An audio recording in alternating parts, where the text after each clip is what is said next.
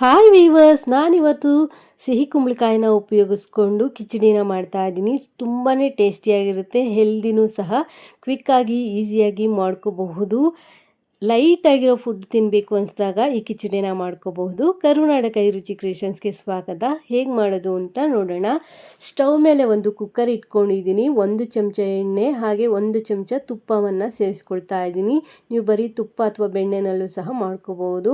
3 ಹಸಿಮೆಣಸಿನ್ಕಾಯಿನ ಉದ್ದಕ್ಕೆ ಸೀಳ್ಬಿಟ್ಟು ಸೇರಿಸ್ಕೊಂಡಿದ್ದೀನಿ. ಹಾಗೆ ಸ್ವಲ್ಪ ಕುಂಬಳಕಾಯಿನ ಸಣ್ಣದಾಗಿ ಹೆಚ್ಚಿಬಿಟ್ಟು ನಾನಿಲ್ಲಿ ಸೇರಿಸ್ಕೊಳ್ತಾ ಇದ್ದೀನಿ. ನಾನಿಲ್ಲಿ ಸಣ್ಣ ಪ್ರಮಾಣದಲ್ಲಿ ಮಾಡ್ತಾ ಇದ್ದೀನಿ. ನೀವು ಜಾಸ್ತಿ ಪ್ರಮಾಣದಲ್ಲಿ ಮಾಡಿದ್ರೆ ಕುಂಬಳಕಾಯಿನ ಜಾಸ್ತಿ ಸೇರಿಸ್ಕೊಳ್ಳಿ. ಹಾಗೆ ಸಣ್ಣದು 1 ಟೊಮೆಟೊನ ಸಣ್ಣದಾಗಿ ಹೆಚ್ಚಿಬಿಟ್ಟು ಸೇರಿಸ್ಕೊಂಡು ನಾನಿಲ್ಲಿ ಫ್ರೈ ಮಾಡ್ಕೊಳ್ತಾ ಇದ್ದೀನಿ. ನಾನಿಲ್ಲಿ ಈರುಳ್ಳಿನ ಸೇರಿಸ್ಕೊಂಡಿಲ್ಲ, ನೀವು ಬೇಕಂದರೆ ಈರುಳ್ಳಿನ ಸೇರಿಸ್ಕೋಬೋದು.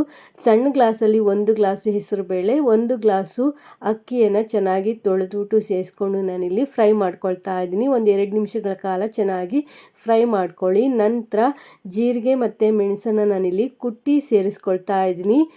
ಅರ್ಧ ಚಮಚ ಜೀರಿಗೆ, 1/4 ಚಮಚ ಮೆಣಸು ಹಾಗೆ 1 ಚಿಟಿಕೆ ಅರಿಶಿನ ಪುಡಿಯನ್ನು ನಾನಿಲ್ಲಿ ಸೇರಿಸ್ಕೊಂಡಿದ್ದೀನಿ. ಜೀರಿಗೆ ಮತ್ತು ಮೆಣಸನ್ನು ಕುಟ್ಟಿ ಸೇರಿಸ್ಕೊಂಡಿದ್ದೀನಿ.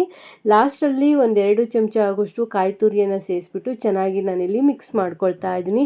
ನೀಟಾಗಿ ಮಿಕ್ಸ್ ಮಾಡಿ ಫ್ರೈ ಮಾಡ್ಕೊಳ್ಳಿ. 1-2 ನಿಮಿಷಗಳ ಕಾಲ ಫ್ರೈ ಮಾಡಿಕೊಂಡ್ರೆ ಸಾಕಾಗುತ್ತೆ.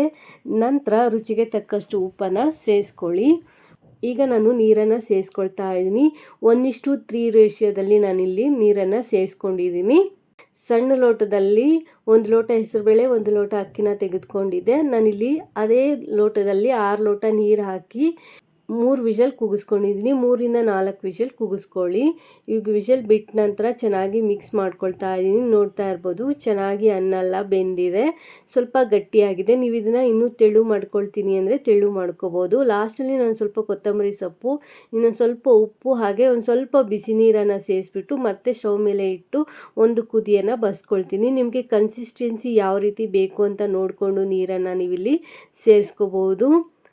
ನೀವು ಇದನ್ನು ಕುಂಬಳಕಾಯಿ ಕಿಚಡಿ ಅಂತಾದರೂ ಕರಿಬೋದು ಅಥವಾ ಕುಂಬಳಕಾಯಿ ಪೊಂಗಲ್ ಅಂತನಾದರೂ ಕರಿಬೋದು. ತುಂಬಾ ಟೇಸ್ಟಿಯಾಗಿರುತ್ತೆ, ಲೈಟ್ ಫುಡ್ ಅಂತಲೇ ಹೇಳ್ಬೋದು. ನಾವೆಲ್ಲಾದರೂ ಜರ್ನಿ ಮಾಡಿ ಬಂದಾಗ ಲೈಟಾಗಿ ಏನಾದರೂ ತಿನ್ನಬೇಕು ಅನಿಸಿದಾಗ ಈ ಕಿಚಡಿ ಅಥವಾ ಈ ಪೊಂಗಲನ್ನು ಮಾಡ್ಕೋಬೋದು. ತುಂಬಾ ಟೇಸ್ಟಿಯಾಗಿರುತ್ತೆ.